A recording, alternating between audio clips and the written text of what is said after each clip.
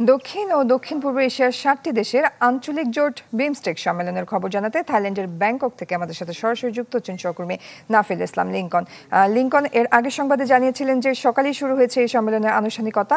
সার্বিক আনুষ্ঠানিকতার বিস্তারিত জানাবেন আমাদের। জয়ী, আজ ব্যাংককের স্থানীয় সময় বিকাল ৩টায় আজকের অধিবেশনটি শেষ হবে এবং জানিয়ে রাখি যে আমাদের পররাষ্ট্র সচিব অর্থাৎ জসিমউদ্দিন উনি শুরুতেই আজকের উপদেষ্টা উনি অংশ নিয়েছেন এবং উনি বলেছেন যে বাংলাদেশ সহ যে ৭টি রাষ্ট্র রয়েছে তাদের মধ্যে মুক্ত বাণিজ্য অর্থনীতি চালুর বিষয়ে একটি ফ্রেমওয়ার্ক তারা করে রেখেছেন, সেটি কার্যকর করার জন্য সমর্থন চাইবেন। তাছাড়া ভৌগোলিকভাবে এই অঞ্চলের গুরুত্ব অর্থাৎ বঙ্গোপসাগরীয় এই ৭টি দেশের মোট জনসংখ্যা বিশ্বের প্রায় কিন্তু ২২%, অর্থাৎ প্রায় ১৮০ কোটি মানুষের বসবাস কিন্তু এই অঞ্চলটিতে।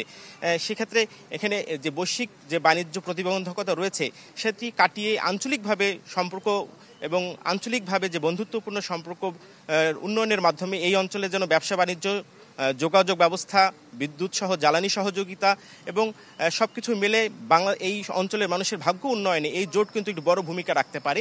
আসলে সেটি মূল্যায়ন করবে এবং আগামীতে একটি ঘোষণাপত্র তৈরি করবে যাতে এই ঘোষণাপত্রের মাধ্যমে যেন এই অঞ্চলের উন্নয়নে এই কাজ করতে পারে সদস্য রাষ্ট্রগুলো।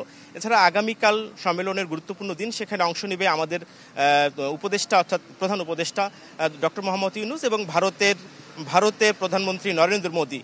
এই বৈঠকের আসলে তাদের যে সাইডলাইনে বৈঠকটি হওয়ার কথা সম্ভাবনা রয়েছে, এটি নতুন মাত্রা যোগ দিবে বাংলাদেশের জন্য এবং ভারতের জন্য, ভারতের সম্পর্ক উন্নয়নের জন্য। জয়ী, এই ছিল ব্যাংকক থেকে বিমস্টেক সম্মেলনের প্রথম দিনের সর্বশেষ খবর। লিঙ্কন, ধন্যবাদ আপনাকে।